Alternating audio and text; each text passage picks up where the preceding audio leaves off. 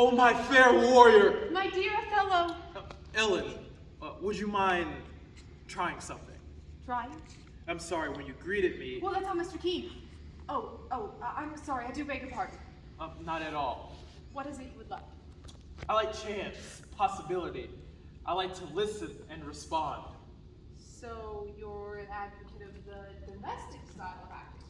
I like that school, yes, but I try not to be tied down to the one style. I see.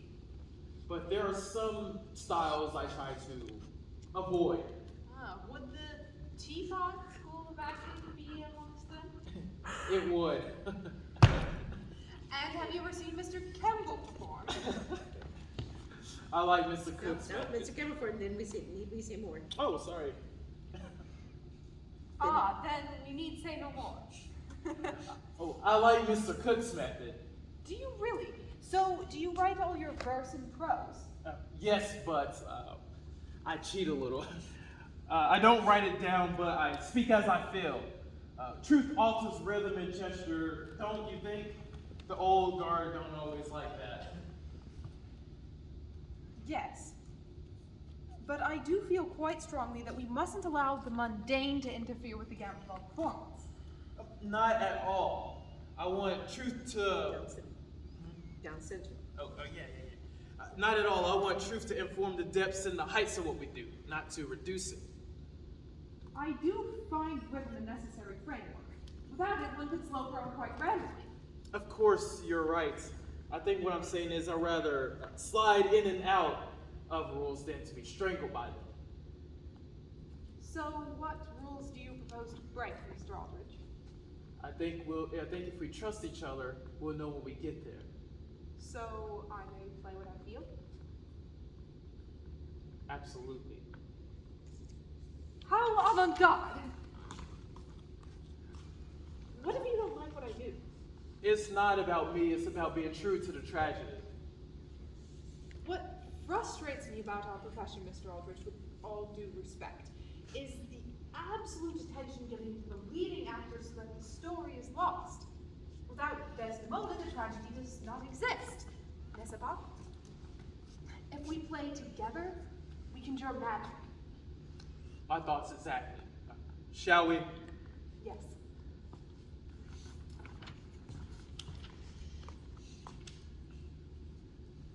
Oh, my fair warrior! My dear Othello! Ellen.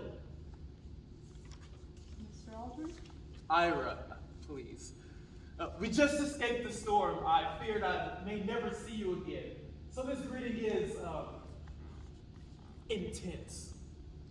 And this is the only point in the whole play we speak our love directly to each other and in blank verse. So the perfume of this moment should, how can I say it, envelop us.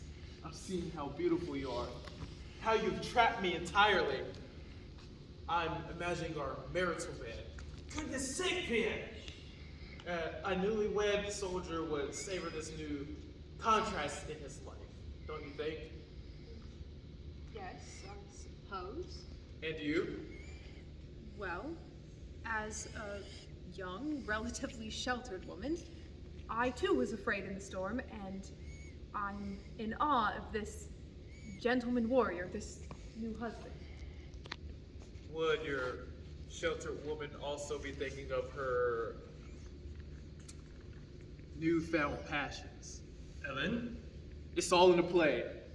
Yes, of course. Well, what else could she be thinking? Would you like to go back, Ira? Yes. Shall we try again? And this time you say, my dear Othello, can you look at me? Well, well, doesn't that keep all the intent between us? What I mean to say is, we mustn't neglect our audience. They're one of our main players, after all. Yes, but if the passion isn't simmering between us, then they'll feel nothing at all. Charles, you're supposed to be on stage. I'm peckish. Take your position, please.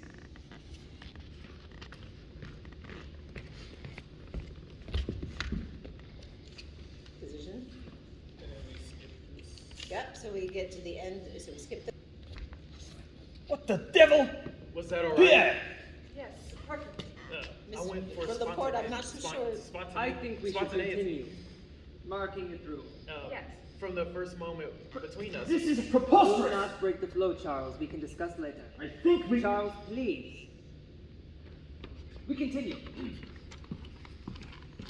Good. Got it. Okay?